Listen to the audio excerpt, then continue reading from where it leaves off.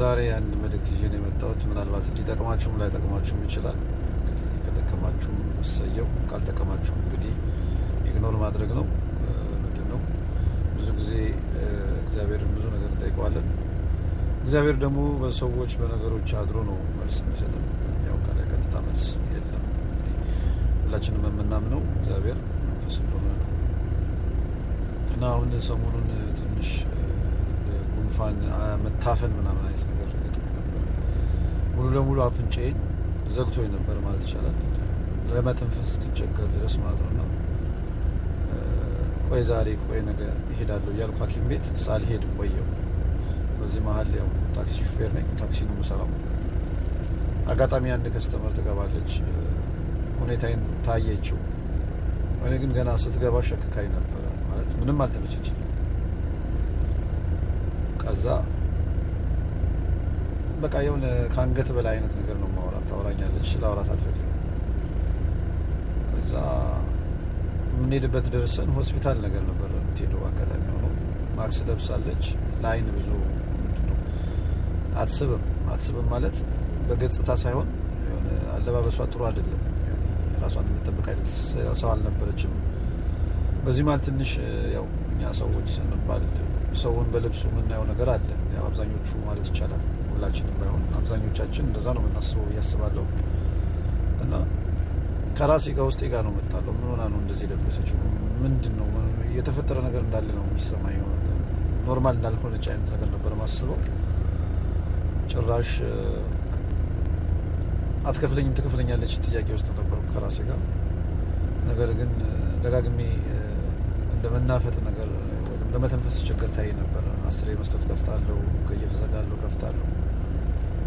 በኋላ ላይ ግን ቦታው ላይ ስንደርስ መውረጃዋ ላይ ስንደርስ ሂሳቧን ከፈለች እና ጭራሽ ያልጠበቁት ሳንቲም የሰጠች። ከሱ በላይ የገረመኝ ወረቀት ስጠኛለች።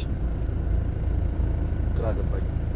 መልስም መሰለኝና መልስ ድጋሚ ሲሰጣት ነው መልሱን ተወው አለች። ኦኬ ብዬ ግራ ገብቶኝ የምን ወረቀት መስላት ነጭ ወረቀት ካለ ስትኛለች። ኦኬ ብዬ ሰጠኋት። ከዛ ወረቀቱ ላይ አንዳንድ ነገሮች ጽፋ ሰጠች።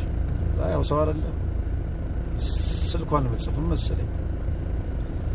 ከዛ ግራ ገብቶኝ መጨረሻ ላይ ጽፋ ከጨረሰች በኋላ ሰጠች። አሁኑ ነው ፋርማሲ ሂድና አትቆይ፣ ይሄን መድኃኒት ገዝተህ ተጠቀም አለች።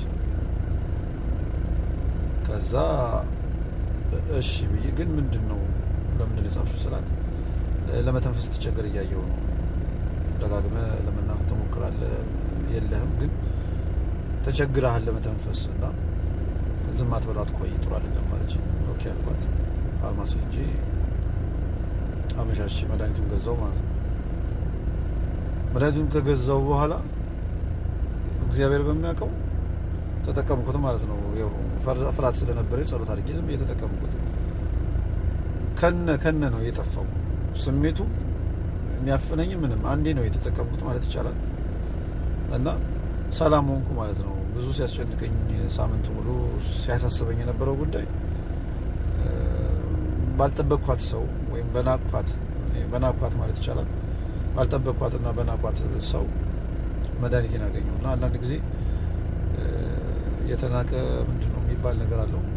ብዙ ጊዜ ሳይገባን የምንንቃቸው ሰዎች ትልልቅ ናቸው ማለት ዋጋቸው ከፍ ያለ ነው። የተናቁ የሚመስሉ ዋጋቸው ከፍ ያለ ነው። ይሄ ከላይ ልታይ የሚለው ቆዳውን የሚወጥረው እሱ ባዶ ነው። አሁን የተረዳሁት ያንን ነው። እውነትም ደግሞ እግዚአብሔር በሰዎች አድሮ መልስ እንደሚሰጥ በእሷ ተረዳው እና ምን ማለት ነው። ይህን አጋጣሚን ምናልባት ቢጠቅማችሁም ባይጠቅማችሁም አላውቅም እንድትማሩበት ብዬ ነው ይህን ገጠመኝ።